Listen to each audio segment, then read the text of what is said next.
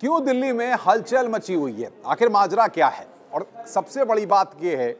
कि दिल्ली में जब भारतीय जनता पार्टी के बड़े नेता पहुंचते हैं तो एकाएक पारा बढ़ जाता है। सोशल मीडिया से लेकर के तमाम विपक्षी दल अलग अलग तरह की चर्चाओं को हवा देते हुए देखते हैं। तो सबसे बड़ी बात यहाँ पर यह है कि जो चर्चाएं चल रही हैं, जो बातें चल रही हैं, जो माहौल गरमाने की बातें हो रही हैं, इन सब की असलियत क्या है और साथ ही साथ दिल्ली में हलचल क्यों तेज है। भारतीय जनता पार्टी के मुख्यालय पे तमाम भारतीय जनता पार्टी के राज्यों के मुख्यमंत्री पहुंचे हुए हैं, डिप्टी सीएम पहुंचे हुए हैं और आज बड़ी बैठक हो रही है।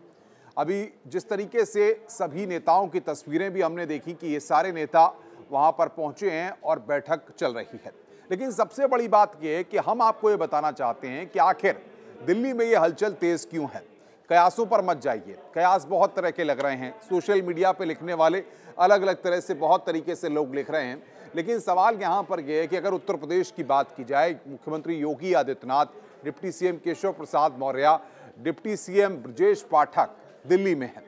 और लगातार जिस तरीके से हमने देखा कि कल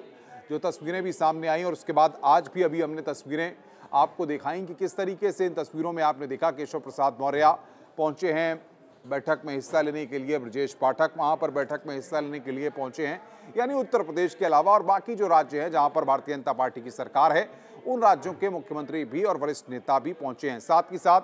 गृह मंत्री वहां पर पहुंचे हैं, रक्षा मंत्री वहां पर पहुंचे हैं और भारतीय जनता पार्टी के मजबूत स्तंभ तमाम लोग भी वहां पर पहुंचे हैं। अब सवाल यहाँ पर यह फिर खड़ा हो रहा है, जिस बात को लगातार कि आखिर हलचल क्यों तेज है, क्या मसला है। विपक्षी जो चटकारे लेने की कोशिश कर रहे हैं, ट्वीट करके जो बात कहने की कोशिश कर रहे हैं, क्या है बात, दिल्ली में क्यों एकाएक बैठकों का सिलसिला चल रहा है। तो देखिए, स्थिति को हम यहाँ पर साफ करते हैं। कयासों पर नहीं जाना है, विपक्ष क्या कह रहा है उस पर नहीं जाना है, दरअसल मसला क्या है। देखिए, दिल्ली में आने का जब नेता आते हैं तो कई नेताओं से मुलाकात भी करते हैं, स्वाभाविक मुलाकातें होती हैं, क्योंकि जब आप विकास के विजन पर काम कर रही राज्य सरकारें होती हैं तो दिल्ली में जब भी कोई बड़ा नेता आता है तो वो कई नेताओं के साथ, अलग अलग मंत्रालयों के जो मंत्री हैं उनके साथ मुलाकात करता है, जो वरिष्ठ लोग होते हैं उनके साथ मुलाकातें होती हैं। तो इसके पीछे कोई इनसाइड स्टोरी नहीं होती है। जो इनसाइड स्टोरी होती है वो इनसाइड डेवलपमेंट की होती है, विकास की होती है और कुछ कर्टसी में मुलाकातें होती हैं, सम्मान में मुलाकातें होती हैं कि दिल्ली आए हैं तो अगर आप 2 दिन दिल्ली में हैं तो आप समझिए कि अगर कोई राजस्थान से आया है, कोई मध्य प्रदेश से आया है, कोई बाहर से आया है तो उसके लिए स्वाभाविक तौर पर अपने राज्य को छोड़ करके दिल्ली आने के बाद अगर वो 4 नेताओं 5 नेताओं से मुलाकात कर रहा है तो उन मुलाकातों को स्वाभाविक और विकास के परिप्रेक्ष्य में देखा जाना चाहिए। दूसरी जो महत्वपूर्ण बात है कि जिस तरीके से नीति आयोग की बैठक दिल्ली में हुई, 6 घंटे से ज़्यादा वो बैठक चली है, उसमें भी राज्यों के मुख्यमंत्री शामिल हुए हैं। तो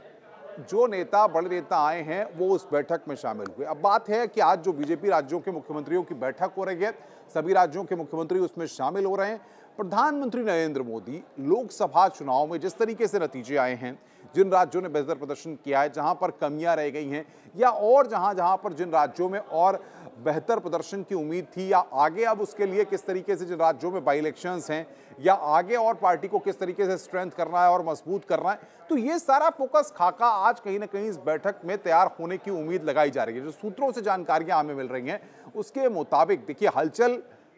जो हवा बनाने की कोशिश है वो हलचल कुछ भी नहीं है। हलचल सिर्फ ये है कि भारतीय जनता पार्टी अपने क्रियाकलापों को, कार्यक्रमों को, जैसे नीति आयोग की जो बैठक थी उसमें राज्यों के मुख्यमंत्रियों को शामिल होना था तो उसमें राज्यों के मुख्यमंत्री शामिल हुए, उसके लिए नेता यहां पर पहुंचे। अब क्योंकि बीजेपी राज्यों के मुख्यमंत्रियों की बैठक हो रही है, डिप्टी सीएम भी उस बैठक में शामिल हैं, तो उसको आप इस नजरिए से भी समझ सकते हैं कि केशव प्रसाद मौर्य, ब्रजेश पाठक और मुख्यमंत्री योगी आदित्यनाथ उस बैठक में शामिल होने के लिए वहां पर पहुंचे हैं। अब जाहिर तौर पर इस पर उत्तर प्रदेश में जो 80 लोकसभा की सीटें थी उन पर जो रिजल्ट आए हैं, किन किन सीटों पर क्या समीकरण रहे, जो क्योंकि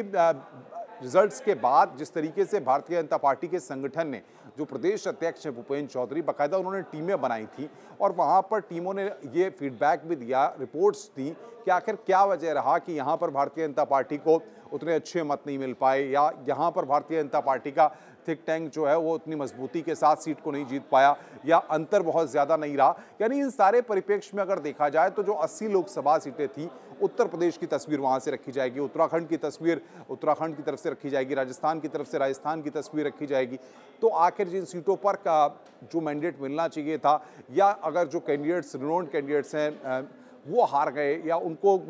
काफ़ी कम अंतर से वो जीते हैं, तो ये सारी चीज़ें कहीं ना कहीं मुझे लगता है कि जो सूत्र बता रहे हैं कि आज इन पर लोकसभा चुनाव के जो नतीजे हैं उन पर चर्चा की जाएगी और आगे का जो रोड मैप है भारतीय जनता पार्टी वो भी यहाँ पर साफ करेगी। ये कहीं ना कहीं कुछ इनसाइड स्टोरी है जो सूत्रों के हवाले से निकलकर सामने आ रही हैं। इसीलिए माना जा सकता है कि जब दिल्ली में भारतीय जनता पार्टी के इतने मजबूत नेता, इतने बड़े नेता जुटते हैं, एक साथ जुटते हैं, सभी राज्यों के मुख्यमंत्री जो बीजेपी शासित राज्य हैं उनके मुख्यमंत्री यहाँ पर जुटते हैं, तो कहीं ना कहीं ये बात जरूर होती है कि दिल्ली में जो है हलचल तेज हो जाती है और जाहिर तौर पर विपक्षी दल जो है इसका फायदा लेने की कोशिश करते हैं और ट्वीट के जरिए, सोशल मीडिया के जरिए वो कहीं ना कहीं कुछ तड़का डालने की कोशिश करते हैं ताकि कहीं ना कहीं एक माहौल बनाया जा सके और उसका सियासी मैसेज देने की कोशिश की जाए ताकि सोशल मीडिया पर या बाकी जगहों पर ये लगे कि दिल्ली में वाकई में कुछ चल रहा है।